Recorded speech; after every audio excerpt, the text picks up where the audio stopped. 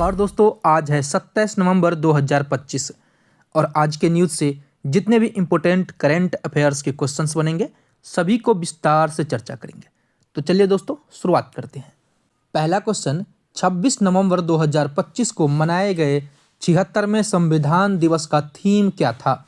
सही answer option B, हमारा संविधान हमारा स्वाभिमान। दोस्तों 26 नवंबर 2025 को मनाए गए संविधान दिवस की थीम थी हमारा संविधान हमारा स्वाभिमान। इसका मुख्य समारोह नई दिल्ली में संसद भवन परिसर स्थित संविधान सदन के केंद्रीय कक्ष में आयोजित किया गया था। इस कार्यक्रम में भारत के राष्ट्रपति द्रौपदी मुर्मू, उपराष्ट्रपति प्रधानमंत्री नरेंद्र मोदी, लोकसभा अध्यक्ष और केंद्रीय मंत्री सहित दोनों सदनों के सांसद भी शामिल हुए थे। दोस्तों भारतीय संविधान को 26 नवंबर 1949 को संविधान सभा द्वारा अपनाया गया था। संविधान 26 जनवरी 1950 को पूरी तरह से लागू हुआ, जिसे हम गणतंत्र दिवस के रूप में मनाते हैं। दोस्तों संविधान दिवस पहली बार 26 नवंबर 2015 को मनाया गया था। यह निर्णय 19 नवंबर 2015 को लिया गया कि 26 नवंबर को प्रत्येक वर्ष संविधान दिवस मनाया जाएगा। संविधान को तैयार करने में दोस्तों 2 साल 11 महीने और 18 दिन लगे थे। दोस्तों BR अम्बेडकर को भारतीय संविधान का मुख्य वास्तुकार या जनक माना जाता है, क्योंकि वह मौजूदा समिति के अध्यक्ष थे। भारतीय संविधान विश्व का सबसे लंबा लिखित संविधान है।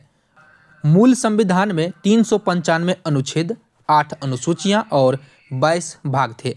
वर्तमान में इसमें 448 अनुच्छेद, 12 अनुसूचियां हैं। मूल संविधान प्रेम बिहारी नारायण रायजादा द्वारा हाथ से लिखा गया था, न कि टाइप या मुद्रित किया गया था।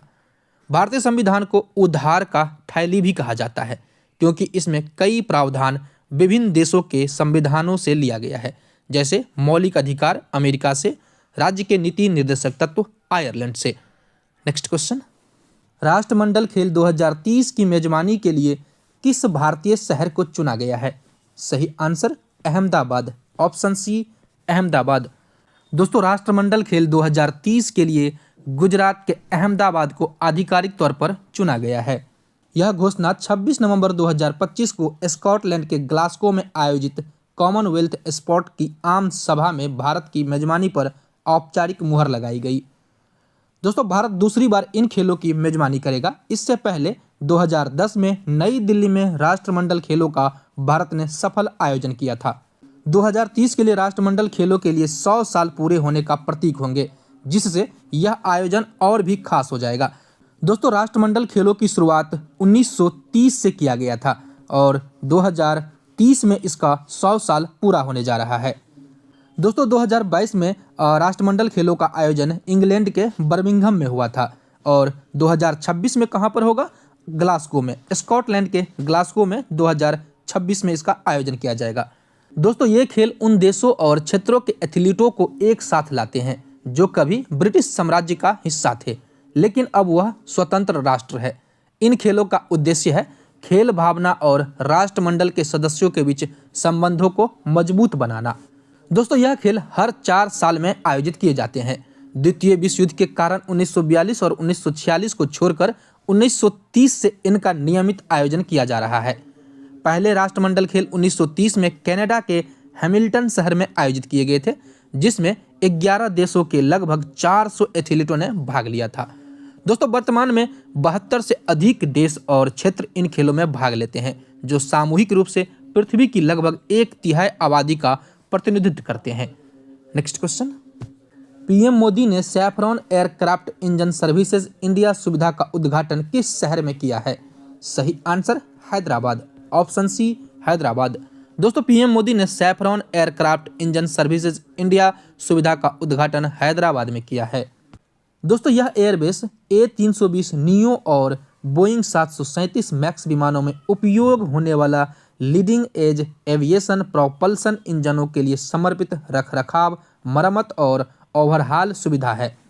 यह पहली बार है कि किसी वैश्विक इंजन मूल उपकरण निर्माता ने भारत में MRO संचालन सुविधा केंद्र स्थापित किया है, जिससे भारत को एक वैश्विक MRO हब के रूप में स्थापित करने में मदद मिलेगी। दोस्तों इस अत्याधुनिक सुविधा को लगभग 1300 करोड़ रुपये के शुरुआती निवेश से 45,000 वर्ग मीटर में विकसित किया गया है। नेक्स्ट क्वेश्चन, भारत में राष्ट्रीय दुग्ध दिवस किसकी जयंती पर मनाया जाता है? सही answer doctor Verghese Kurien. Option C doctor Verghese Kurien. दोस्तों, भारत में राष्ट्रीय दुग्ध दिवस हर साल 26 नवंबर को मनाया जाता है।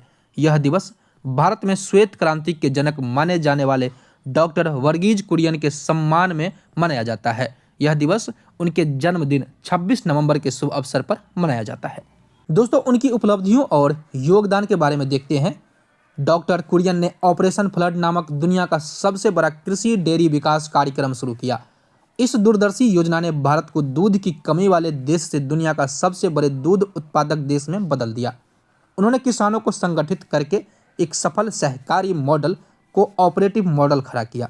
इस मॉडल ने डेयरी फार्मिंग को एक आत्मनिर्भर उद्योग बना दिया और लाखों ग्रामीण परिवारों, विशेषकर महिलाओं के जीवन में समृद्धि और स्वावलंबन लाया।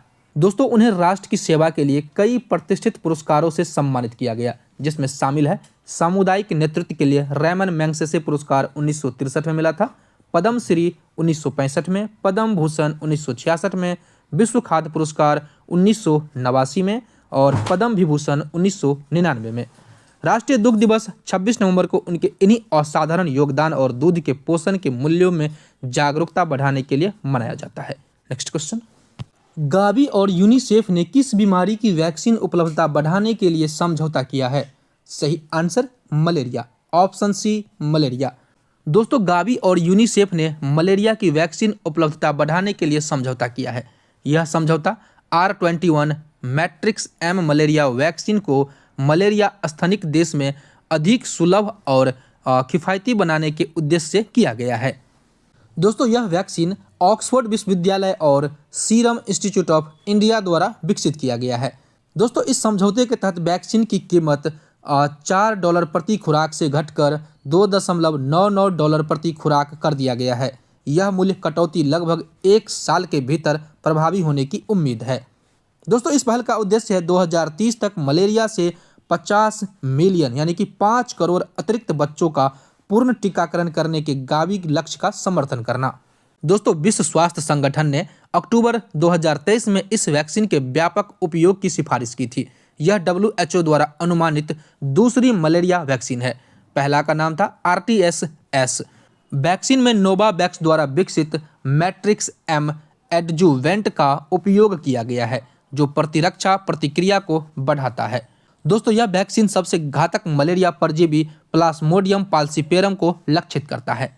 नेक्स्ट क्वेश्चन, मॉस के स्पोर्स अंतरिक्ष में खुले वातावरण में कितने समय तक जीवित रह सकते हैं? सही आंसर 9 महीने। ऑप्शन सी 9 महीने। दोस्तों, मॉस के स्पोर्स यानी कि बीजाणु 9 महीने तक अंतरिक्ष में खुले वातावरण में जीवित रह सकते हैं। एक हालिया अध्ययन में वैज्ञानिकों ने इंटरनेशनल स्पेस स्टेशन के बाहर फिस्कोमेट्रियम पैटेंस नामक काई की प्रजाति के बीजाणुओं को लगभग 9 महीने यानी कि 283 दिन तक खुले वातावरण में रखा था। दोस्तों, जीवित रहने के पीछे का रहस्य है, वैज्ञानिकों का मानना है कि बीजाणुओं की असाधारण सहनशीलता उनके बहुस्तरीय बीजाणु भित्ति के कारण है, जो उन्हें एक निष्क्रिय सुरक्षा कवच प्रदान करती है। प्रयोगों से पता चला कि UV विकिरणों से बचाव सबसे महत्वपूर्ण कारक था और बीजाणुओं ने ब्रूड कोशिकाओं की तुलना में UV किरणों के प्रति 1000 गुना अधिक सहनशीलता दिखाई। नेक्स्ट क्वेश्चन, रायथन्ना मिकोसम पहल किस राज्य ने शुरू की है? सही answer Andhra Pradesh. Option B Andhra Pradesh. दोस्तों, रायथन्ना मिकोसम पहल आंध्र प्रदेश ने शुरू की है। यह पहल कृषि क्षेत्र को बढ़ावा देने के लिए आंध्र प्रदेश सरकार द्वारा शुरू की गई एक किसान केंद्रित पहल है। इस पहल का उद्देश्य है पानी की सुरक्षा को मजबूत करना, मांग आधारित खेती को बढ़ावा देना और कृषि प्रौद्योगिकी को अपनाने में तेजी लाना।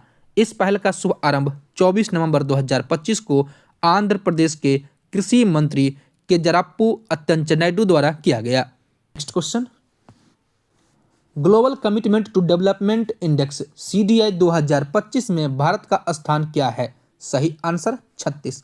Option B 36वां।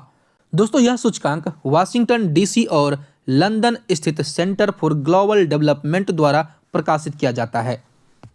दोस्तों सीडीआई देशों का मूल्यांकन 8 प्रमुख घटकों के आधार पर करता है, जिसमें शामिल है विकास वित्त, निवेश, प्रवासन, व्यापार, पर्यावरण, स्वास्थ्य, सुरक्षा, प्रौद्योगिकी।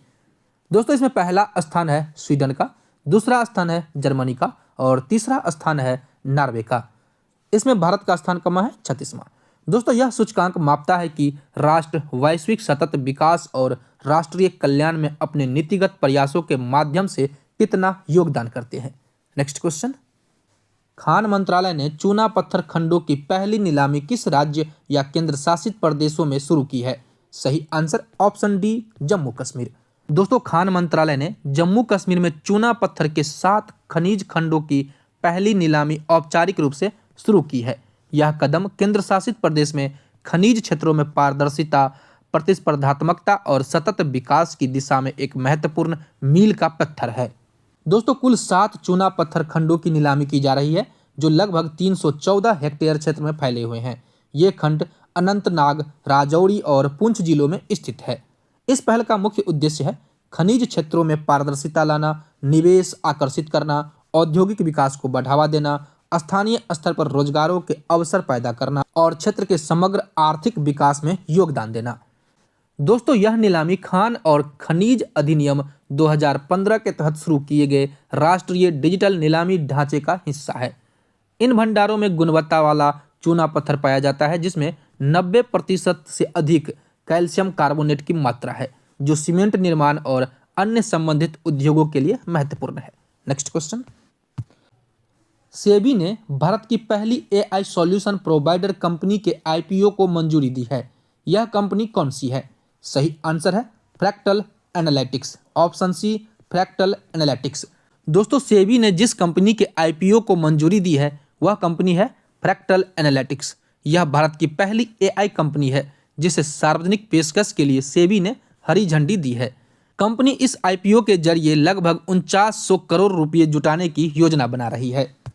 तो दोस्तों ये है आज का क्वेश्चन, किस प्रौद्योगिकी कंपनी ने भारत में प्रोजेक्ट गीता लॉन्च की है? इसका सही जवाब आप कमेंट बॉक्स में दीजिए। दोस्तों ये था कल का क्वेश्चन, दोरजी लुंग जल विद्युत परियोजना किस देश में स्थित है? सही आंसर है ऑप्शन सी, भूटान। बहुत से लोगों ने इस क्वेश्चन का सही जवाब दिया था। दोस्तों इस क्लास के पीडीएफ आपको टेलीग्राम चैनल पर मिल जाएगा, लिंक डिस्क्रिप्शन में है, यहाँ से ज्वाइन करके आप पीडीएफ डाउनलोड कर सकते हैं। तो दोस्तों यह सेशन हमारा यहीं पर समाप्त होता है। वीडियो को लाइक कीजिए, कमेंट कीजिए और अपने दोस्तों के साथ शेयर कीजिए। मिलते हैं नेक्स्ट सेशन में, तब तक के लिए जय हिंद।